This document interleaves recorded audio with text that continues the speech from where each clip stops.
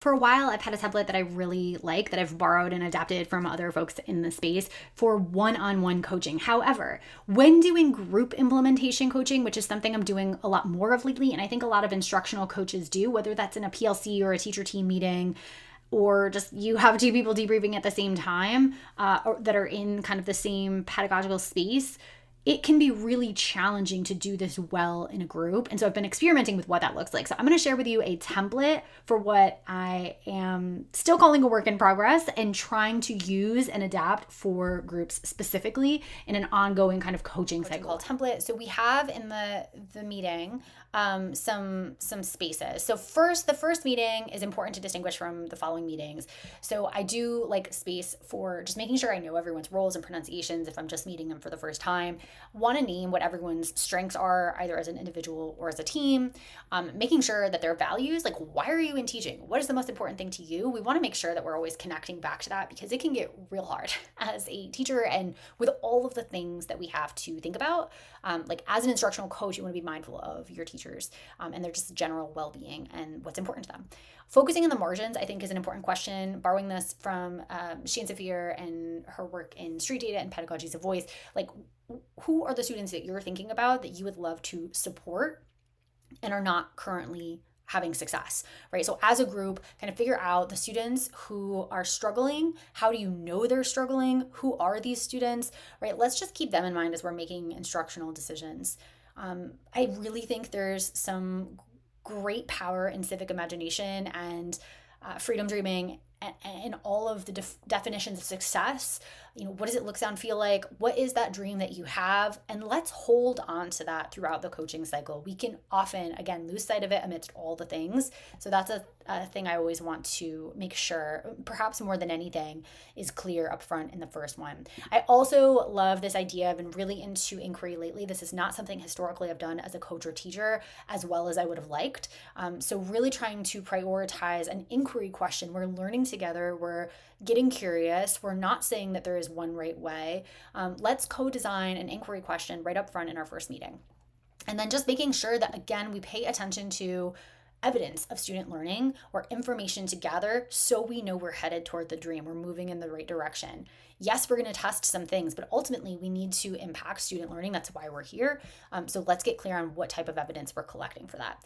I like to have, and this doesn't need to be something you share with your coachees, though it can. I think a lot of times coaching moves are also helpful for coaching students, but I like to have something like this and on maybe an index card or at the ready for me as I'm coaching. And those are some just basic moves. Particularly, I focus on places where I tend to get stuck, and then I try to put in a question stem that would be helpful for me just to have immediately. So when I am like uncertain about what someone is saying, or I just think it's really vague and we need to get specific, I need to clarify. So now I know my goal is to clarify for the group or for myself. And what I might say is, can you say more about that or share an example? I always feel like an example illuminates the conversation. I've talked about that before on YouTube. This is so critical. Like, share an example as an invitation I want to consistently extend. It often creates so much more understanding. Okay, or like a how did you know, right? What's your evidence? Shifting mindsets, how might we think about this differently? Just that simple offer is really powerful. Recently had a fellow coach say to me, it's really that curiosity is more valuable than background knowledge. When a group of teachers were saying, well, students don't have background knowledge on this, right? Well, let's actually reframe it. And so curiosity is the thing that's actually more valuable. Curiosity is the thing we need students to have. They don't need to know all the facts. They need to have this inquiry stance, right? And so that was a huge mindset shift for me in that moment, that reframe that she gave me, but also that I can now give to teachers. And this is probably, I wrote this note to myself because this is where it comes up the most in my current work. Addressing scarcity of, yes, we don't have a lot of time as educators in the education space, but let's address it as a coach. You can say maybe something like, okay, let's prioritize, right? What is most important here? Because we need to reframe from like we don't have enough of X to, great, it's a priorities game. What is most important? Aligning to values. Again, thinking about our values up front. Meeting one is going to enable us in our follow-up meetings to align to values and think about what is the value that you hold, and is this type of pedagogy, this move, or use of time most aligned to this value, or is actually aligned to some other value that's kind of being imposed upon you and maybe is not ours as a group. I always want to remind folks of the dream. Eric and Cara and I are really excited about this framework, so I put that here. Any sort of framework or values you have as a school or an individual coach, I think that's important. And then here's how I would structure the remaining meeting. So anything after meeting 1, well-being check-in, 5 minutes for celebrations and people like celebrating their humanness, right? An implementation check-in where we're like, hey, this is what we tried.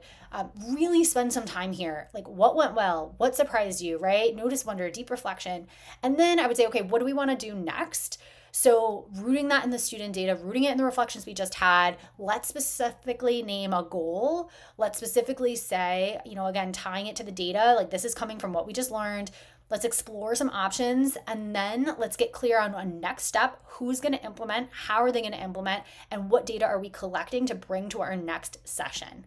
So I like to have a little kind of accountability table at the bottom. It's a major work in progress. Would love any feedback. Would love to see you kind of adapt and make this your own, and then come back to me and tell me like what went well, what didn't work, and how are you finding it? Like what successes are you having? I'd love to celebrate with you.